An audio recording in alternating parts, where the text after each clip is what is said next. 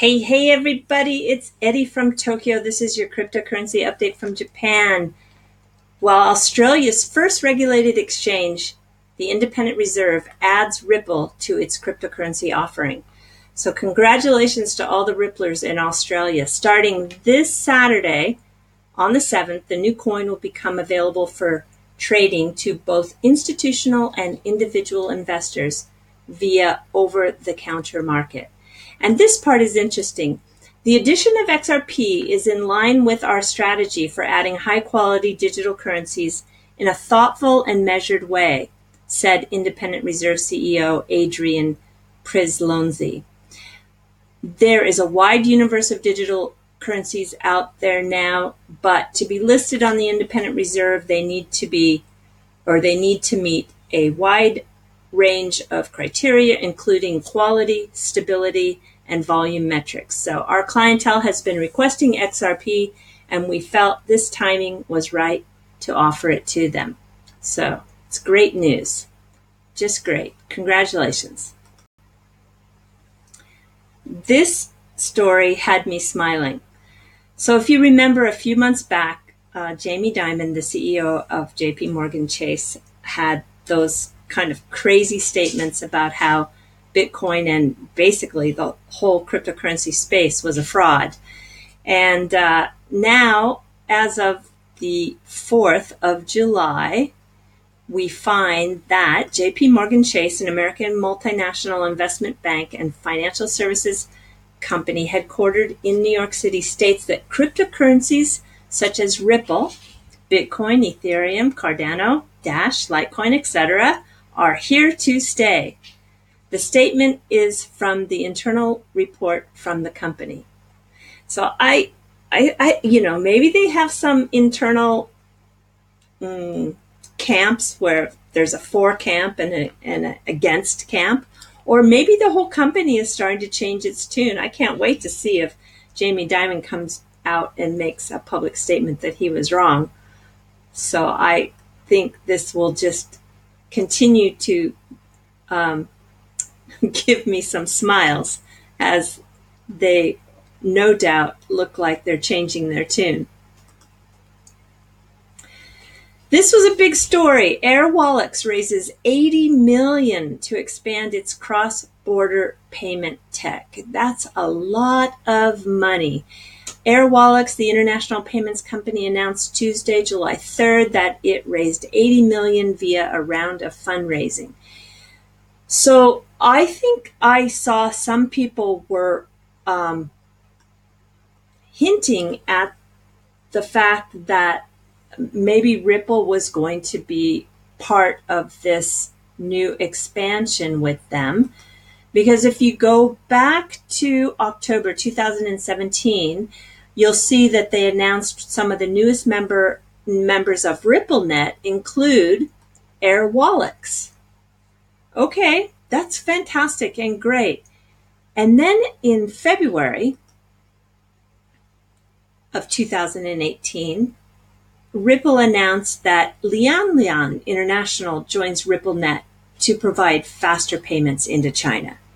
So if they have Lian and Airwallex together as partners, I'm scratching my head because those two are fierce competitors.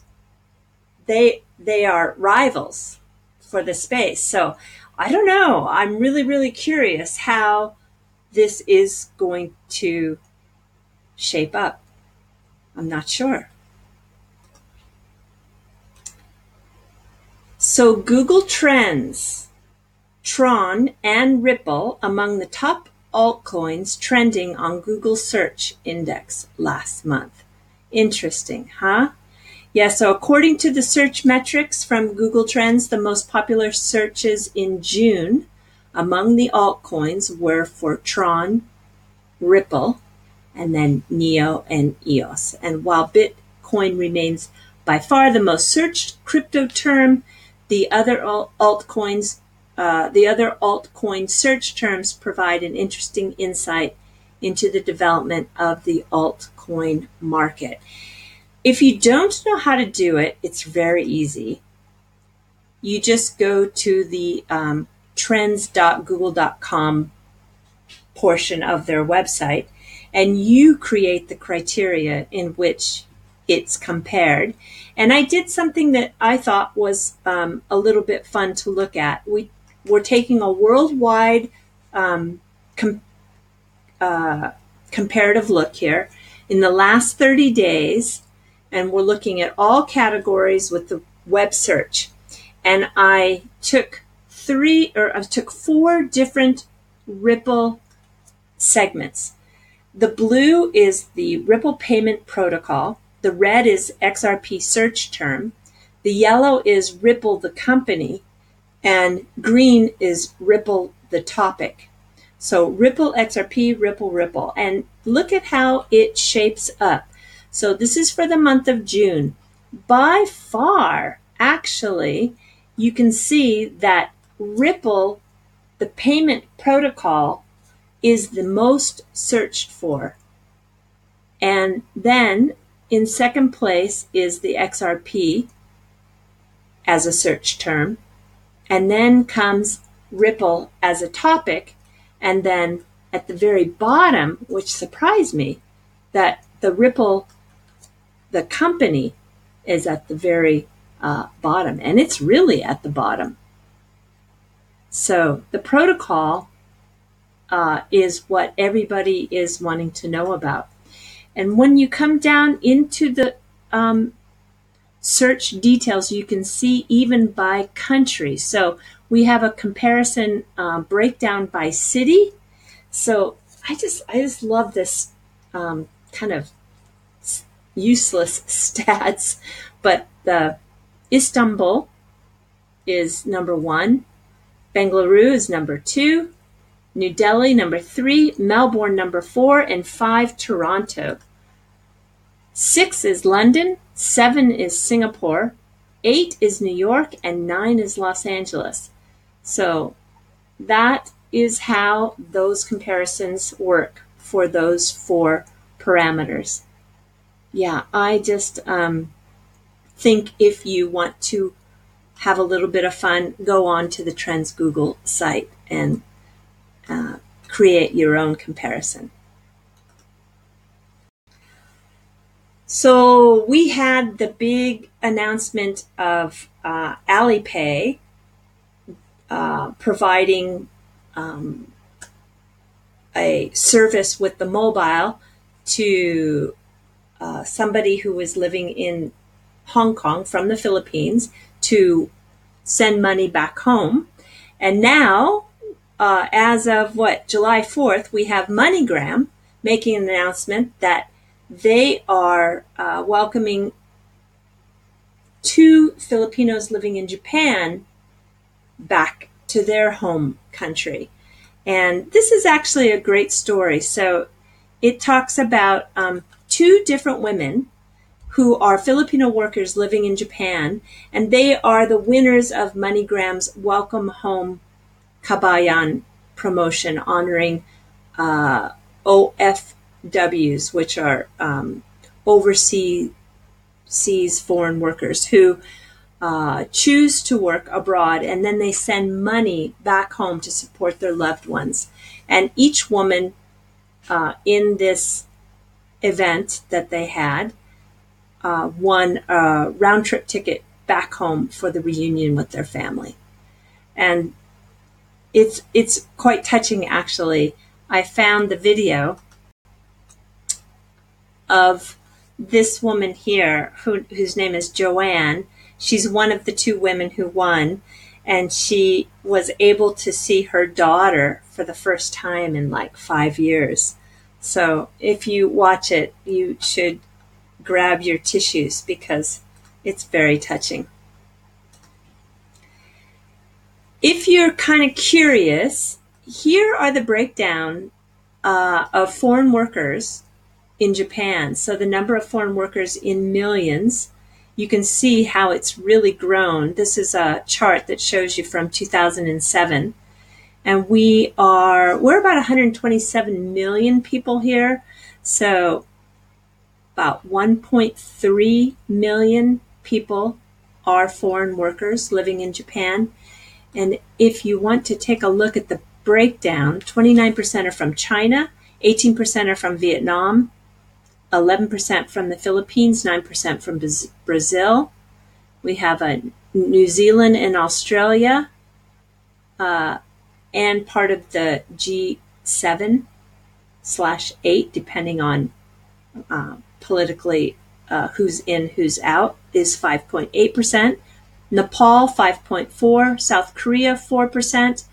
Peru, 2.2%. So a lot of Japanese in Peru. They, as well as Brazil. If you understand the history, there was a lot of outward emigration to those two countries after, well, just before World War II, actually. Then other, which is probably, gosh, I'm not sure. It's a big percentage, actually, for other, 13%. I mean, I'm going to fall here in the 5.8 category with those that are in the G7.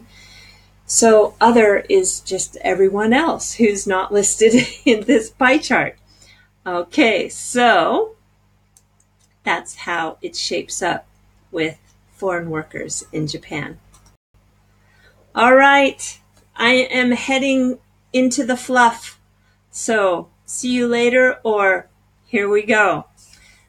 This Sunday starts the grand tournament for Summer Sumo, and it's in Nagoya. So every 2 months there is a 2-week tournament, and it is a tournament that rotates. So Tokyo doesn't have it every time. It goes from Osaka to Nagoya to Fukuoka and then back to Tokyo again. So speaking of foreigners living in Japan, the top wrestlers in sumo right now are foreign born.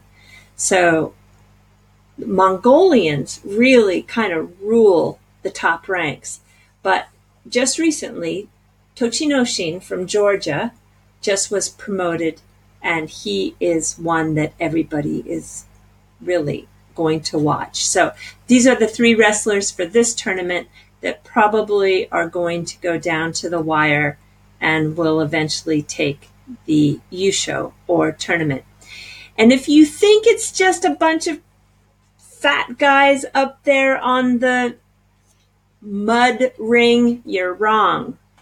So I want to show you some of the sumo techniques. We'll just look at one here. This is a technique called sotomuso. Now just take a look here. They will show you, actually this is a real tournament, and so you can see there's the technique right there. Now in slow motion, you see how he reached out, grabbed right below the knee, and kind of pushed over. Now here you're going to see this is at a stable. Watch, this is in slow motion. See that? So it's kind of moving the outer thigh, propping it up and twisting it down. It's a great technique. So in sumo there are, gosh, I don't know, I should know this, 70, 80 recognized techniques. Yeah, I'm pretty close. I really should know exactly how many, but I don't know off the top of my head right now. So I'll put this link in the comment section. I think if you want to take a look at these techniques, you might have fun. They will show you the techniques in the tournament and then also in a slow motion at the stable. I also do fantasy sumo, and there's no money involved, just bragging rights. But if you want to participate, be sure to get your choices in, I think 2 hours before start time this Sunday. Yeah, so it'll run from July 8th to July 22nd. And then, let me show you one picture that might really surprise you. Yes, these are women sumo wrestlers. So over the course of history, on and off, there have been women in the ranks. And this picture dates to, gosh, I don't know, about maybe the 50s, I think. I think this is the 1950s. So, yeah, it's not that crazy. And I think over the course of 2,000 years, there have been women ranks on and off. Last but not least, Chanko Nabe. So don't forget this word. And you can make the sumo wrestler's meal. This is what a sumo wrestler eats every day. And I'm positive you can make it to fit your own taste. You can do vegetarian, you can do chicken, you can do lamb, you can do pork. It's packed full of vegetables, so it's very healthy. The base is made with miso, but you put the tofu and negi, which is the long onion, lots of mushrooms, lots of cabbage. Oh, so yummy. So yummy. So I want you to try to make your own Chanko Nabe.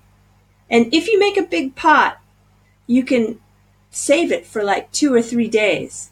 And you can keep adding other things to it if you like. You can even make if you like spicy food, you can even make a spicy Chanko Nabe. So I just love it. And it's super healthy. And you can make it exactly the way you want. Okay? So that's all I have for you today. Everybody, please take care. And thank you so much for watching. Sayonara for now. Bye-bye.